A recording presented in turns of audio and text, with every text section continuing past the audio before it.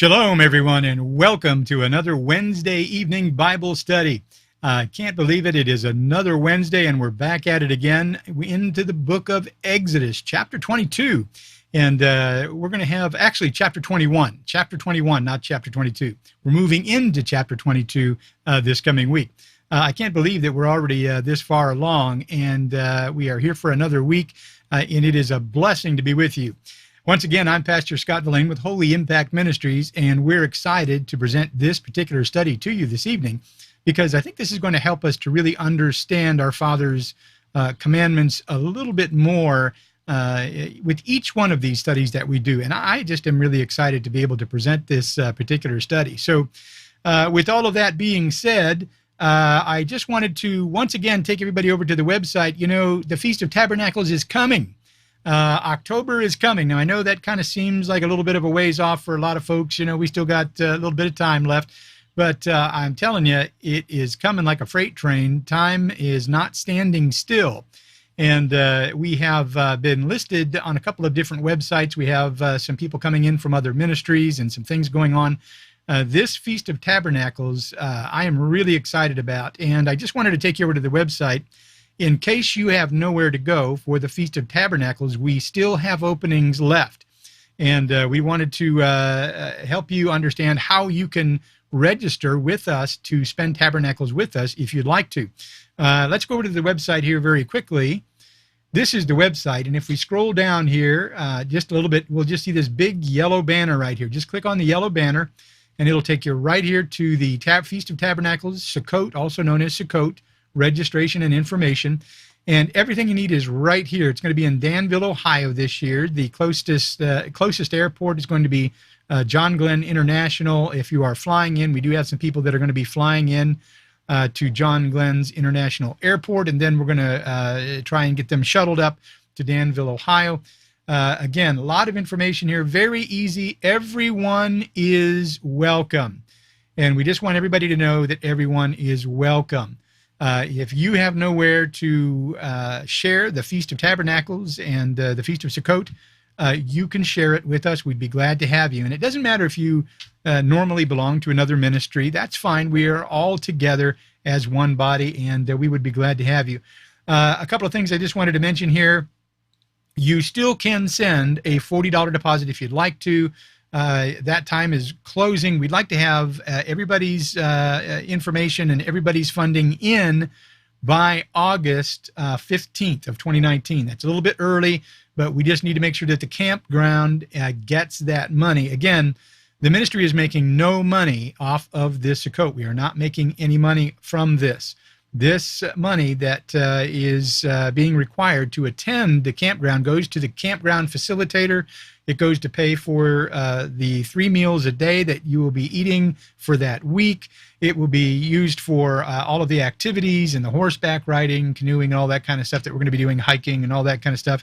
All the teachings, everything else that is there is going to be there. If you have any questions, some people are coming apparently wanting to stay off-site, and we do have some people that are going to be staying off-site, but they did want to come for the festivities and what have you, and for the teachings. There is a fee that you can pay to get in just to those things. A lot less expensive if you are staying off-site at a hotel or a friend's house or something like that. You can do that as well. Just contact Sister Nicole at nicole.holyimpactministries@yahoo.com, and she'll fill you in with all that information if you are wanting to stay off-site. So a lot of those types of things are going on as well, and we are very excited about this particular Sukkot that is coming up. Again, going to be in October, and we are just inviting everybody that wants to come to this to come to this. We know that it's going to be a blessing, and there's going to be some great teachings there, some great fellowship there. We're going to have some music that's going to be there. So it's really going to be a lot of fun. And if you have nowhere to fellowship during the Feast of Sukkot, get a hold of us. Get a hold of us, because we'd like to have you at Danville, Ohio this October. So again, that is going on. We just wanted to kind of give everybody a heads up on that. If you have funding where you have made a deposit, please try to get all your funding in by August 15th if you can, possibly at all. This will help us greatly and getting that over to the camp administrator. So with that being said, I think that's all of the announcements that we have for right now. Let's go ahead, grab our pencils and pens and highlighters, get your Bible together. And it's always a good idea to have a highlighter and a Bible together so that you can highlight some of these scriptures that help us to better understand things. So grab a cup of coffee, glass of iced tea, whatever helps you to be comfortable. And we're going to get started here in just a couple of minutes. Stay with us. We'll be right back in just a couple of minutes with Exodus chapter 21. Shoes! Where's Grandma? She's inside me, amor. Carrington, you know not to run in the house. Got your hands full. I love her, but she's really been pushing my buttons. I want to show you something.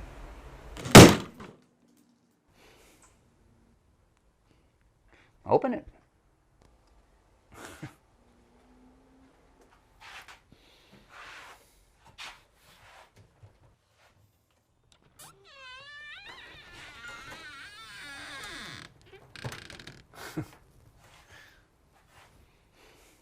Are these? Yep. So these are all the times I pushed your buttons. Oh, heck no. There's not a garage big enough to hold that. No, these are the special ones. How did you put up with me? I learned to translate the signals. Huh. Once you got yourself a personality, you got really good at pressing my buttons. Drove me nuts. Most times you were just being a kid figuring out life. Like the time you called me up in the middle of the night to pick you up from summer camp. Yeah, I'm ashamed to admit that it took so long, but that's when I understood that you weren't trying to frustrate me. Sometimes you were pushing my buttons because you were just homesick or scared or lonely or confused or sad. Once I understood the signals, I learned how to appreciate the buttons.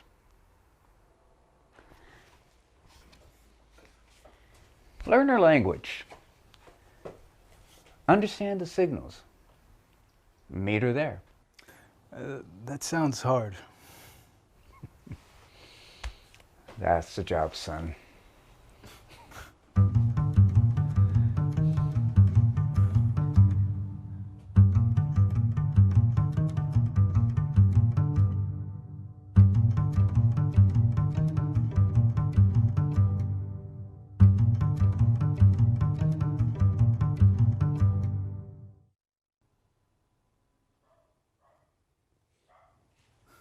Ted, this one's from last week. Yes, it was.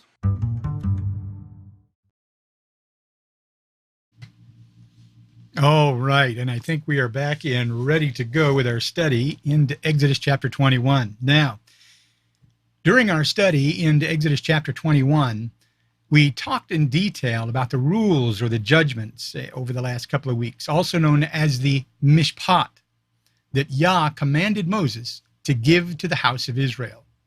These rules or judgments, called Yah's mishpat in Hebrew, are not only a formal decree of his divine law, but we also spoke about the fact that these rules or judgments were also an extremely important foundational understanding that was and is directly tied to our Father's unfolding plan of salvation for the house of Israel.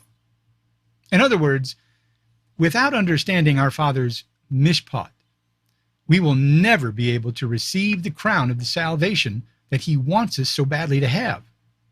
It is these very rules, these very judgments, these mishpat of Yah that lead all of mankind to his unfolding plan of salvation, which we talked about last week as being the very gospel of Yah himself. This very unfolding plan of salvation, this gospel, was clearly given to Abraham clear back in the beginning of the Bible. With this in mind, I want to be clear here, we need to be very careful about how we characterize our Father's rules of living that he laid out before man prior to the advent of our Messiah.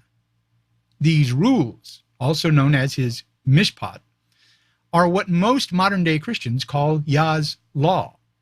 But a better understanding of Yah's mishpat is that these mishpat have to do with Yah's justice and his personal brand of righteousness, also known in the Hebrew as tzedakah. Today, we're about to begin looking at the specifics of Yah's justice system. What we're going to be looking at here today are the individual rules and regulations that were set down in the Mosaic covenant. A more defined explanation of what we'll be looking at here today is that we are going to be studying the development of the gospel of the one true God of Abraham, Isaac, and Jacob. As we read through these mishpat of Yah found in Exodus chapter 21, it is tectonically important that we remember that there is a stark difference between man's righteousness and Yah's righteousness. Our tzedakah righteousness and Yah's tzedakah righteousness is not one and the same. Man has always had a difficult time accepting the tzedakah righteousness of Yah. Man, for all intents and purposes, wants to live by his own version of his own tzedakah righteousness. But whose righteousness came first? Did man's righteousness come first, or did Yah's righteousness come first? Who created tzedakah righteousness in the first place? Even the early Hebrew Israelites had a difficult time accepting Yah's way instead of their own way. Let's turn to Ezekiel chapter 18, verse 25 through 30. And I want to go there first. Let's go over to eastward here. And let's read this together. Again, we're going to go to Ezekiel chapter 18, verse 25 through 30. It says this: Yet you say, the way of Yahuwah is not just. Hear now, O house of Israel. Is my way not just? Is it not your ways that are not just? When a righteous person turns away from his righteousness and does injustice, he shall die for it. For the injustice that he has done, he shall die. Again, when a wicked person turns away from the wickedness he has committed and does what is just and right, he shall save his life. Because he considered and turned away from all the transgressions that he had committed, he shall surely live. He shall not die. Yet the house of Israel says, the way of the Lord is not just. The house of Israel, are my ways not just? Is it not your ways that are not just? Therefore, I will judge you, O house of Israel, every one according to his ways, declares the Lord God. Repent and turn from all your transgression, lest iniquity be your ruin. It is the flesh of man that causes man to think in his feeble mind that he is above his Elohim. It is man's flesh that consistently attempts to lead man away from his Father's tzedakah, righteousness. Let's listen to the Apostle Paul and what the Apostle Paul tells us in the New Testament concerning the flesh in Romans chapter 8, verses 5 through 8. Romans chapter 8, verses 5 through 8. And this is what Paul says. He says, For those who live according to the flesh set their minds on the things of the flesh. But those who live according to the Spirit set their minds on the things of the Spirit. For to set the mind on the flesh is death, but to set the mind on the Spirit is life and peace. For the mind that is set on the flesh is hostile to God, for it does not submit to God's law. Indeed, it can't. Those who are in the flesh cannot please God. And this, my friends, is a teaching from the Apostle Paul found in the New Testament. Once again, our Father in heaven is the same yesterday, today, and tomorrow. He does not change. He does not waver, nor does he treat people differently throughout different dispensations of time. And so as we read through these mishpat, these rules and judgments of Yah, we need to clearly understand that even the Apostle Paul himself understood the difference between setting one's mind on the flesh and setting one's mind on the Spirit, which leads us right back to what the Apostle Paul calls Yah's law in Romans chapter 8, verse 7. And I dare say that even after seeing these things made clear, as we read through Exodus chapter 21, there will be many modern-day Christians who hear these mishpat, these rules and judgments of Yah, and will immediately think that these rules are unjust and just too harsh. But I would submit to you that as we slow down and study these mishpat, these rules and these judgments found in Exodus chapter 21, we will slowly but surely come to the realization that our Father in heaven is much wiser than we are. And with that being said, I'd like to turn to Isaiah chapter 55, verses 8 through 11. Let's go over to Isaiah here. We're going to go to Isaiah 55, chapter 55, and we're just going to read through 8 here through 11. Isaiah 55, 8 says this, "For my thoughts are not your thoughts, neither are your ways my ways, declares Yahovah. For as the heavens are higher than the earth, so are my ways higher than your ways, and my thoughts than your thoughts. For as the rain and the snow come down from the earth and do not return there, but water the earth, making it bring forth and sprout, giving seed to the sower and bread to the eater, so shall my word be that goes out from my mouth. It shall not return empty to me, but it shall accomplish that which I purpose, and shall succeed in the thing for which I sent it." When we hear modern-day Christians today accuse those of us who are simply doing what our Father in heaven commands us to do as legalism, what they're saying is that it's better to follow them instead of Yah. And by this very definition, it is they themselves who fall into the category of legalism. For it is they themselves who have written a new man-made mishpat, a new man-made set of rules, and a new man-made set of judgments for themselves. And I would submit to you, my friends, that this is the quintessential definition of legalism. If we look up the very definition of the English word legalism, this is what we find. And again, this is the definition of legalism: strict, literal, or excessive conformity to the law or to a religious or moral code. The institutionalized legalism that restricts free choice, a legal term or rule. Whose strict literal conformity do they proclaim to keep? Whose legal rule do they keep? The answer is clearly their own.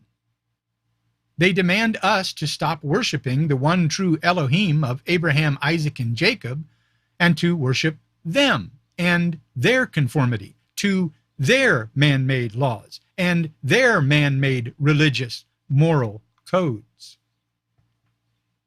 Who is it that is legalistic, my friends? Do as thou wilt is now the whole of the law, is their mishpat. And they demand we keep it. It is we who understand the spiritual implications of salvation and the war that we fight against the flesh. Or is it they that demand us to worship the excessive conformity to the law of their denominational empires of dirt?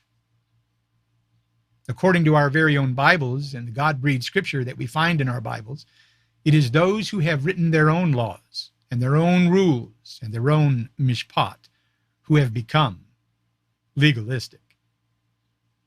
What we as true modern-day Christians who are God-fearing, cross-bearing, Messiah-following Christians need to always remember is that obedience to Yah's system of justice is not legalism unless we misuse it as a system of self-justification. We are not obedient to our Father in heaven to be self-justified. We are obedient to our Father in heaven because this is the biblical definition of the love of our Father in heaven. And once again, we want to show this just so that everybody knows what the biblical definition of the love of God is, found in 1 John chapter 5, verses 2 and 3. Again, 1 John 5, 2 and 3 says this, "By this we know that we love the children of God when we love God and obey his commandments. For this is the love of God, that we keep his commandments, and his commandments are not burdensome." Once again, this is a New Testament writing found in 1 John chapter 5, verses 2 and 3, which completely and utterly agrees with what we find our Messiah telling us in Matthew chapter 5, verses 17 and 18. And again, let's just take a look at that very quickly, just so we don't lose anybody. Matthew chapter 5, verse 17 and 18, Messiah says, "Do not think that I've come to abolish the law or the prophets. I have not come to abolish them, but to fulfill them. For truly I say to you, until heaven and earth pass away, not an iota, not a dot, will pass from the law until all is accomplished." And once again, my friends, heaven and earth does not pass away, and all things are not accomplished until Revelation chapter 21, clear at the back of the book. And so knowing these things and having these truths now under our belts, let's read through Exodus chapter 21 so that we can know exactly what it says, and just as importantly, what it does not say. Exodus chapter 21. Let's go ahead and let's dig into Exodus chapter 21. Starting with Exodus chapter 21, verse 1, says this, "Now these are the rules that you shall set before them. When you buy a Hebrew slave, he shall serve 6 years, and in the 7th he shall go out free for nothing. If he comes in single, he shall go out single. If he comes in married, then his wife shall go out with him. If his master gives him a wife, and she bears him sons or daughters, the wife and her children shall be her master's, and he shall go out alone. But if the slave plainly says, 'I love my master, my wife, and my children, I will not go out free,' then his master shall bring him to God, and he shall bring him to the door or the doorpost, and his master shall bore his ear through with an awl, and he shall be his slave forever. When a man sells his daughter as a slave, she shall not go out as the male slaves do. If she does not please her master, who has designated her for himself, then he shall let her be redeemed. He shall have no right to sell her to a foreign people, since he has broken faith with her. If he designates for her his son, he shall deal with her as with a daughter. If he takes another wife to himself, he shall not diminish her food, her clothing, or her marital rights. And if she does not do these 3 things, if he does not do these 3 things for her, she shall go out for nothing, without payment of money. Whoever strikes a man so that he dies shall be put to death. But if he did not lie in wait for him, but God let him fall into his hand, then I will appoint for you a place to which he may flee. But if a man willfully attacks another to kill him by cunning, you shall take him from my altar, that he may die. Whoever strikes his father or his mother shall be put to death. Whoever steals a man and sells him, and anyone found in possession of him, shall be put to death. Whoever curses his father or his mother shall be put to death.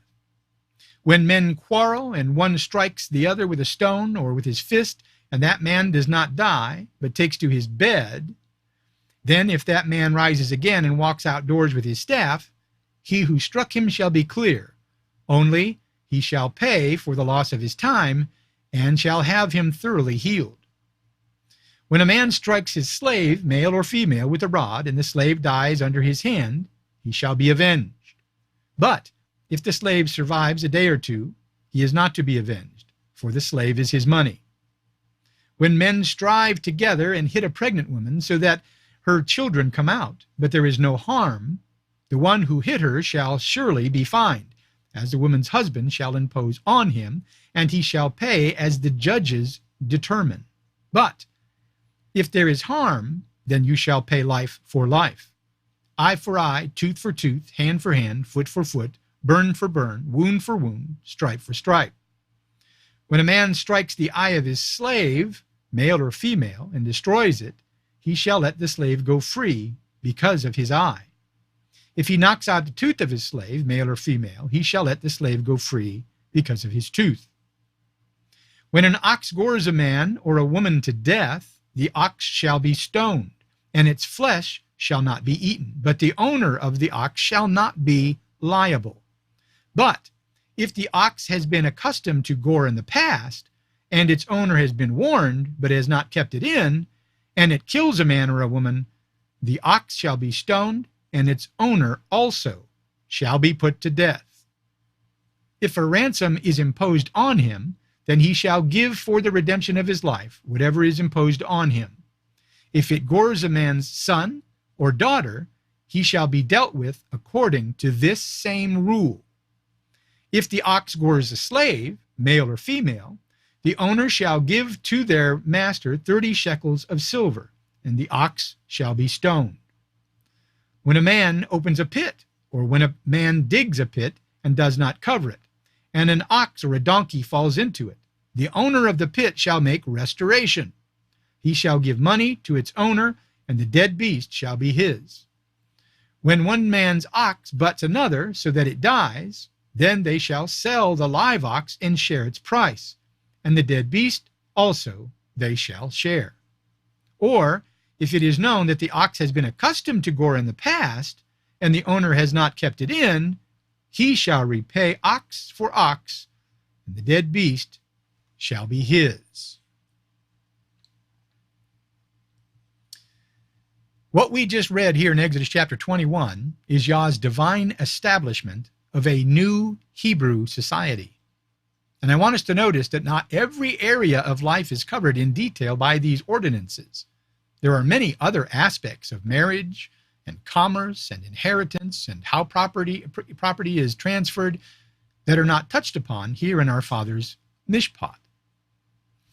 We must remember that these Hebrew people were just taken out from under the bondage of Egypt.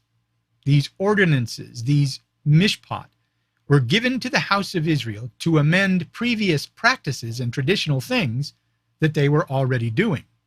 And yes, some of these ordinances, these mishpat, were indeed new concepts altogether, but they also addressed the practices and the traditional things that the Hebrew people were already doing and were already living by.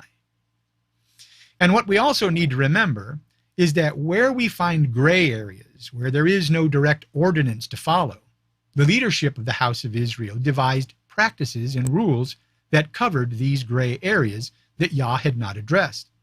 What was important for the house of Israel to remember was that the leadership of Israel, when devising these rules and practices, needed to make sure that these rules and practices abided and in the 10 utterances of Yah found in Exodus chapter 20.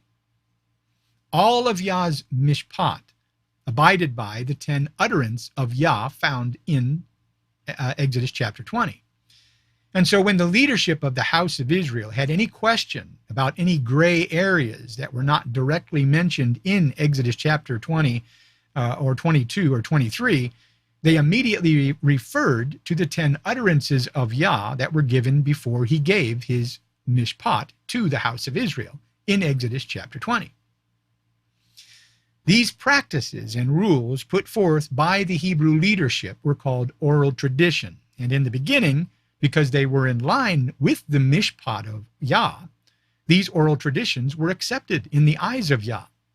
The problem with these practices and these oral traditions is that they took on a whole new meaning after the house of Israel had been in bondage in Babylon for 70 years.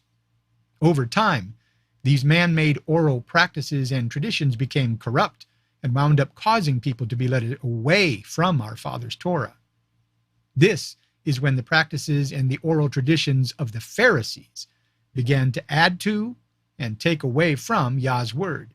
And this is when they became corrupt, and when the writings of men began to replace the spoken word and the mishpat of the one true God of Abraham, Isaac, and Jacob. Right away in Exodus chapter 21, verse 2, we find a concept that is found to be appalling within today's modern-day society. The very idea of slavery is condemned by almost everyone in our modern-day society today. However, Slavery, back in the days of Moses, had very little to do with what we know as slavery today. Yah permitted slavery to exist, but there were reasons for slavery to exist. And there was also boundaries concerning slavery that the house of Israel were commanded to abide by. What we must remember is that it is not our duty to follow Hebrew cultural traditions and rituals that were developed by sages and rabbis over the centuries, but it is our duty to follow the principles behind those traditions and rituals and to obey the plainly written Torah commandments that are indeed just as important today as they were back in the time of Moses, if not more so. The first group of laws given to the house of Israel are contained in Exodus chapters 21, 22, and 23. And they're divided into two fundamental categories. First, there is the civil and the social guidelines put forth to govern how the Israelites were to relate to one another. These civil and social guidelines had to do with human-to-human interaction. These civil and social guidelines can be found in Exodus chapter 21, verses 2 through Exodus chapter 23, verse 12. And these guidelines had to do with how the house of Israel was to deal justly with their fellow man. When we get into category 2, found in Exodus chapter 23, verse 13 through 19, these guidelines speak of how the house of Israel was to deal righteously with their Father in heaven. What we should take note of here in Exodus chapter 21 is Yah's concern for the lowest in the Hebrew society. It's important to notice who it is that Yah addresses first when delivering his mishpat to his people. Yah's justice system and his concern begins not with the leaders of the house of Israel, but with the Hebrew slave. Yah begins to lay out rights for these slaves, both male and female, who are totally dependent upon the mercy of their masters. By ordaining sacred personal rights upon the lowest social class, Yah changed the very dynamic by which slavery could even exist. Hebrew slaves were given the position of people, not animals or possessions to be treated as immaterial things. Something else that we must understand here is the difference between a Hebrew slave and a Gentile foreign slave. These rules were made for, and I quote, Hebrew slaves. If you were considered to be a Hebrew, someone who was part of the house of Israel, you were thereby under the protection of the one true Elohim of Abraham, Isaac, and Jacob. And it's important to notice that these rules did not apply to foreign slaves that the house of Israel might own. And this is important for us to keep in mind. Knowing this, we should also be keenly aware of the fact that Yah always gives all men the right to choose between him and the world, between him and his adversary. All people, even those who were slaves, were given free will and free choice to decide who it was that they were going to serve. If a Gentile slave willfully decided to follow the one true Elohim of Abraham, Isaac, and Jacob, he or she then, under the protection of the one true Elohim of Abraham, Isaac, and Jacob, became part of the house of Israel. If you were a Gentile Hebrew slave and you chose to give up your Gentile tribal or national identity and become an Israelite, you were allowed to do so. The act of changing loyalties between pagan gods and the one true Elohim of Israel didn't mean that you were going to be immediately set free, but it did make them Israelites, who then became an Israelite or Hebrew slave, which essentially gave this Hebrew slave a completely new bill of rights that they did not have as a foreign slave. Yah also makes it very clear that any foreigner who joins Israel and becomes a Hebrew by choice is not to be considered a second-class citizen. Therefore, if a Gentile slave owned by a Hebrew declares his desire to join Israel and the children of Yah, he also becomes equal in status and rights to a natural-born Hebrew slave. And in the 7th year, he is to be set free. Once that converted Hebrew slave becomes free, he now becomes equal in status and rights to a natural-born Hebrew person, just like a native of the land. What we need to understand is that if you were indebted to someone, who had helped you out and you had no way to pay them back, you could become a slave for a period of time in order to pay back your debt. And that Hebrew person who was your master was responsible for taking care of you and your family until you had paid that debt back to him and were able to get back on your feet. And this is very important for us to understand. The actual word slave has a bad connotation as far as we think of it in our Western mindset. And this is not the way that it was back then.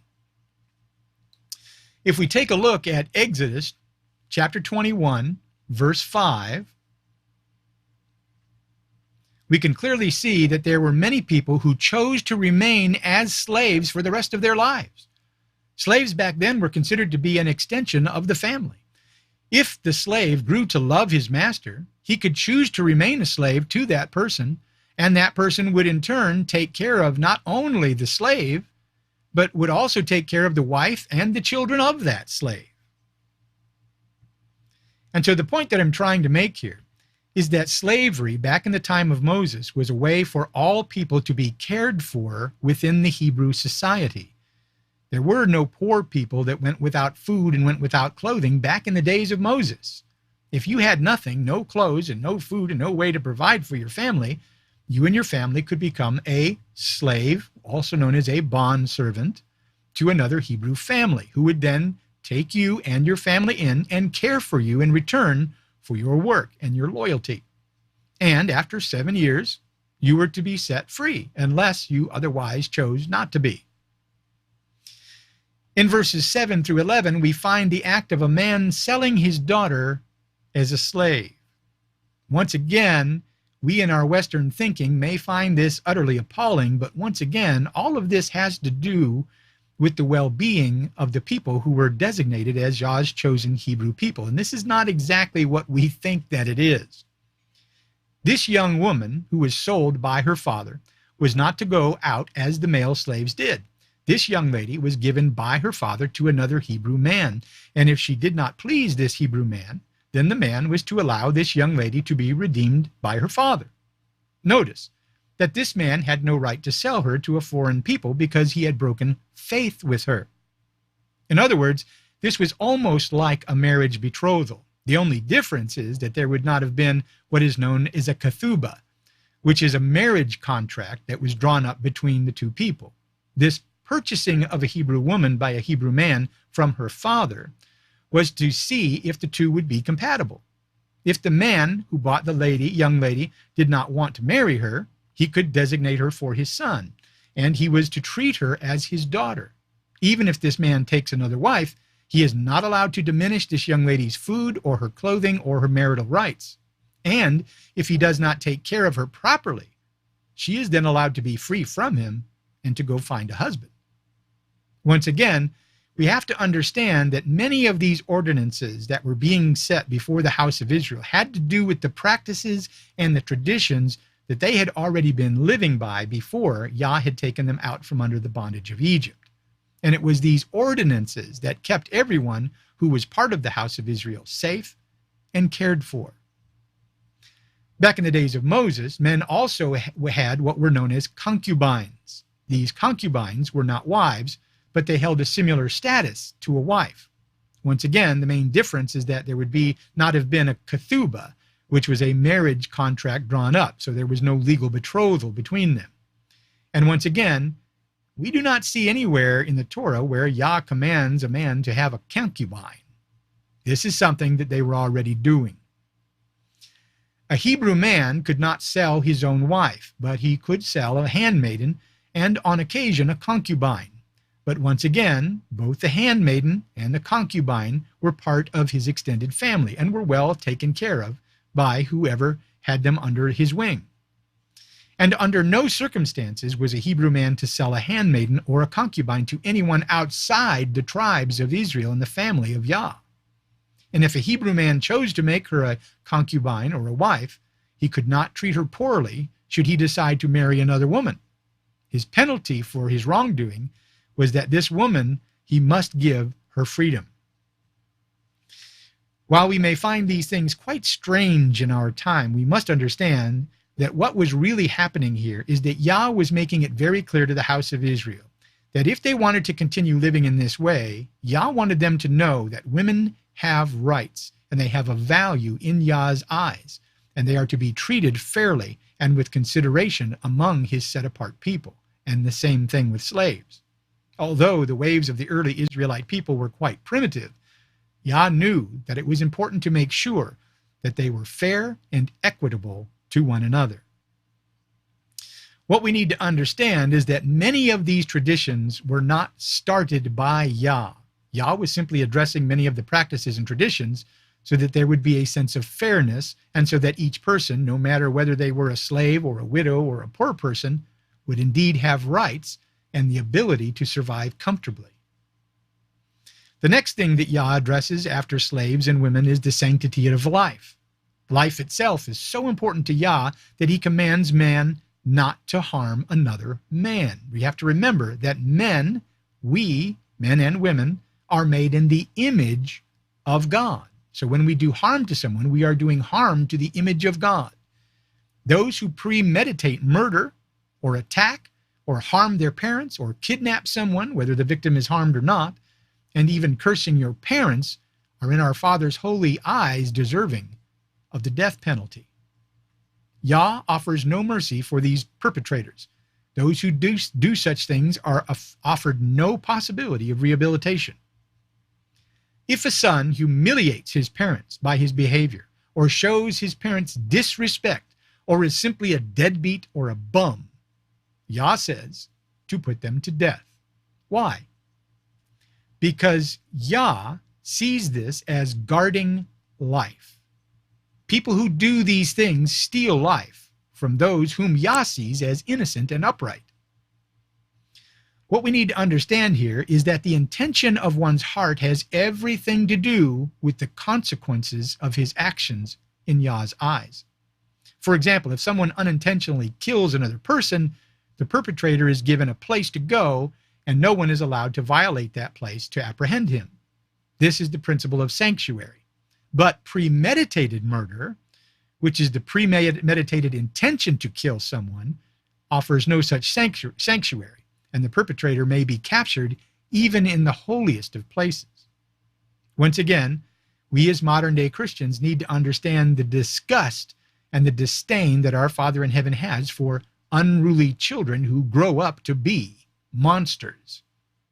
How can those who are disrespectful to their own earthly parents be respectful to the one true God of Abraham, Isaac, and Jacob? If they can't even respect their own parents, how are they going to then respect their Father in heaven? By not respecting their parents, they are not respecting their Father in heaven. And I would submit to you that this is something that our modern-day society has long ago lost sight of. These children who are unruly eventually will begin to strike out and to hit their parents if left gone for long enough. And we've seen evidence of this time and time again in our society. In our Western thinking, we may think that this is unusually harsh and cruel punishment. But I would submit to you, my friends, that evil is as evil does. Evil is evil in the eyes of our Father in heaven. And it is always the heart that he searches in order to know whose heart it is that is made of flesh and whose heart it is that is made of stone. And I would once again remind us of the fact that the Apostle Paul tells us that those who are of the flesh cannot please God because they do not keep his commandments, because they can't. Only those who are of the Spirit can please Yah. And I also want us to understand that just because someone said something derogatory to their parents back in the times of Moses did not mean that they were going to be stoned to death back in Moses' time. So I don't want us to be confused about that. There were procedures that had to be taken before a stoning actually took place. And if we look back into the record of the house of Israel and its history, we can't find hardly any instances of anyone's children being stoned to death for breaking these commandments. It was permitted by Yah to send these murderous, unruly children back to him by stoning. But In order for that stoning to take place, there had to be 2 or more accusers, 2 or more witnesses. And if someone's child was charged with such a crime, once again, Yah had laid out procedures and protocols that had to take place before the actual stoning took place to make sure that the child was indeed guilty of these things. And we'll read more about that judicial system as we progress through our Father's Torah. But once again, I want to make mention of the fact that if you look throughout the Israelite history, you won't find hardly any, if any, instances of children being stoned to death. In verses 18 through 27, ordinances are set down to deal with the protection of life. And this once again reinforces the love and the concern that Yah has for all living creatures.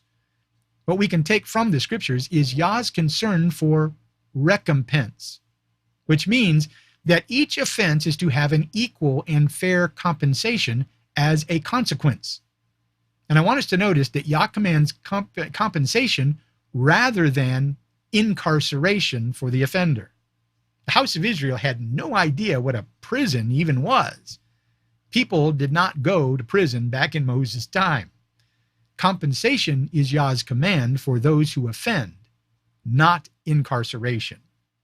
Compensation from the guilty party makes some progress towards making the victim whole again, and it allows the offender to go on with their life while being taught a very valuable lesson. Imprisonment simply punishes the guilty party, and the victim's only satisfaction is knowing that the guilty party is being punished. I'd like us to make note of this in chapter 21, verse 18. I'm going to slide down here just a little bit, where it talks about 2 men who quarrel, and one man does not die, but needs to be confined to a bed. If a man is healed, and he rises up and walks outside, the one who struck him shall be clear. But the one who struck him is still required to pay for his loss of time, and the time that it took for this man who was struck to be healed. If a man strikes his slave, whether it be a man or a woman, and that slave dies under his hand, that slave shall be avenged.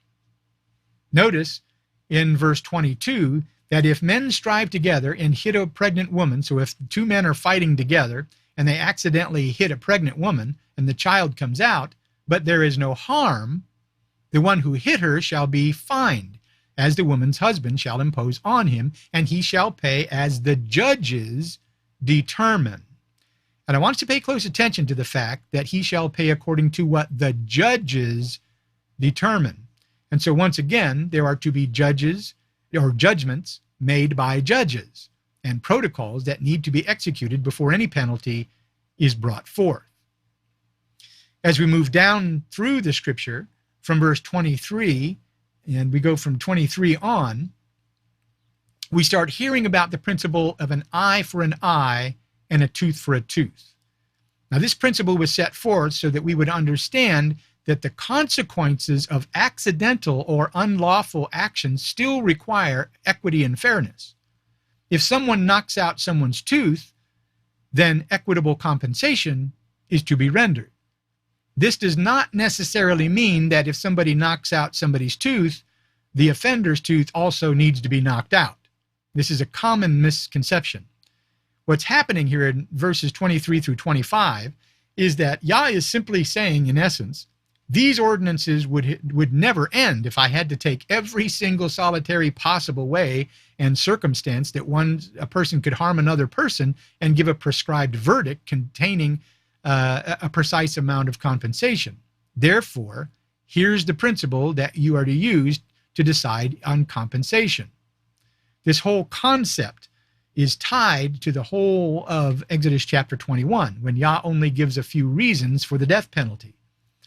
And I want us to take note of the fact that even during a death sentence, people are not mutilated as punishment.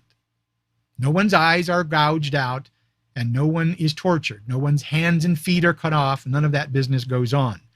The death sentence is to be carried out by stoning and nothing more. And so once again, the eye for an eye and the tooth for a tooth and bruise for a bruise idea is about fair and equitable compensation. One should get more compensation for losing a tooth than for being bruised. And an even greater compensation should be paid to someone for losing an eye than losing a tooth, because the effect is greater on the victim. Something else to keep in mind is that too much compensation is just as wrong as too little compensation. What's important to make note of here is that Yah lists very clearly what he sees as capital offenses. All other punishments are to be resolved around fair and just compensation. And just as we mentioned before, mutilation is not permitted punishment.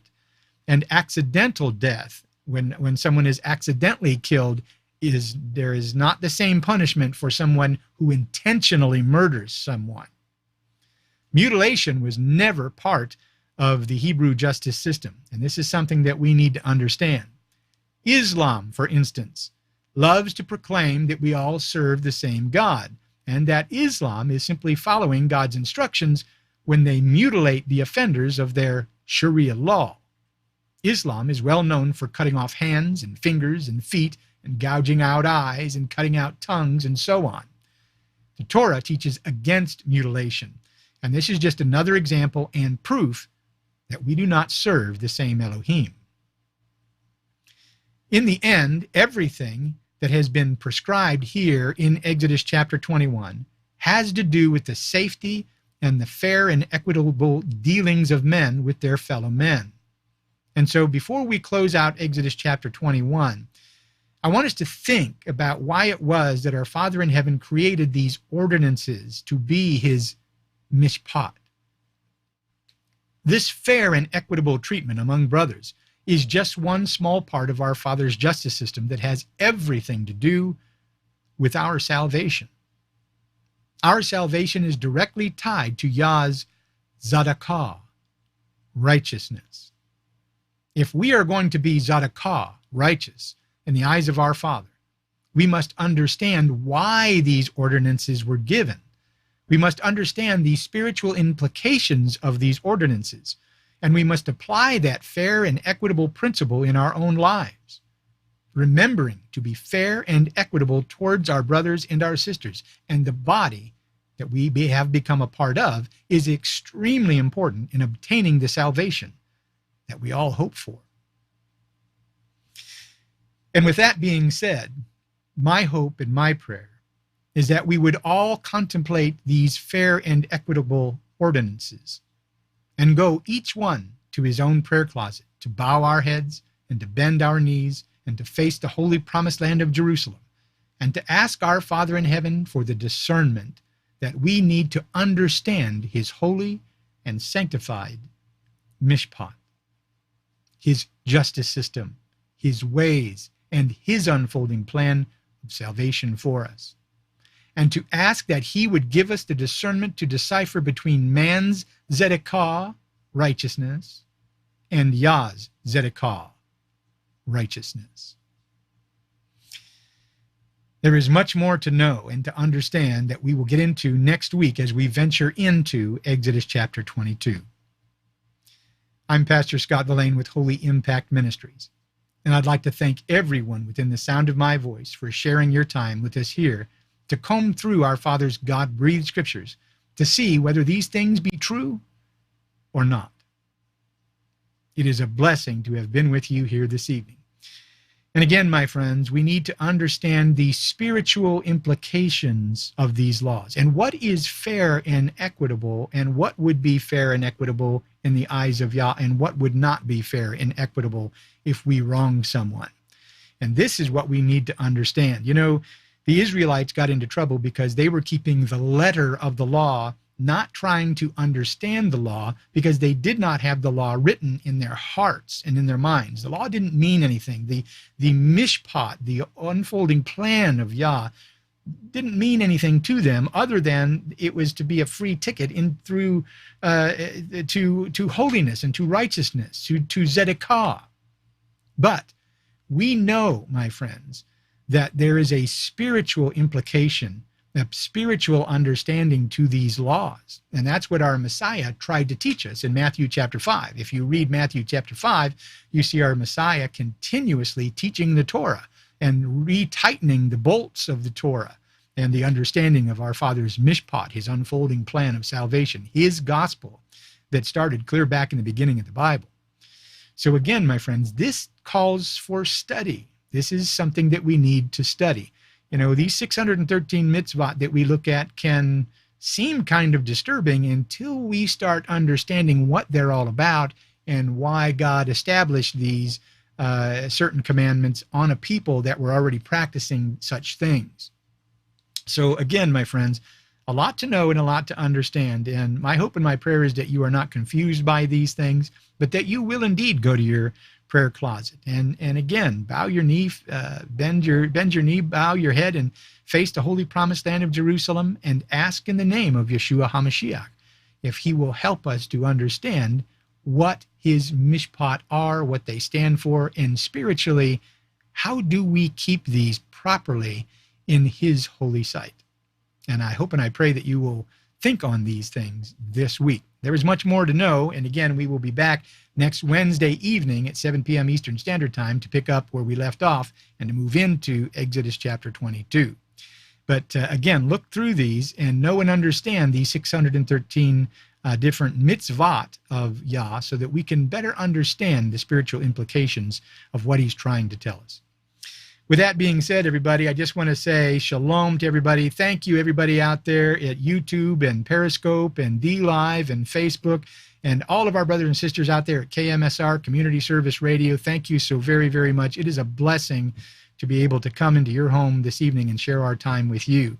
And once again, if you would like to support this ministry, we need you to stand with us. You know, we don't sell the Word of God on CDs and DVDs and all that type of thing, my friends. Everything that we do for free. We want everybody to have the Word of God. All of our videos are free. All of our PDF files that come with those videos are free for download.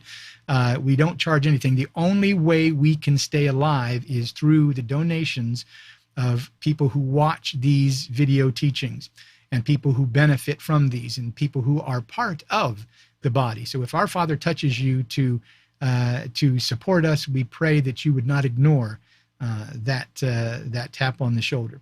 God bless you, everybody. We love you so very, very much. We'll see you this next coming Saturday morning, 11 a.m. Eastern Standard Time, as we continue our trek through the book of Revelation. Shalom, everybody.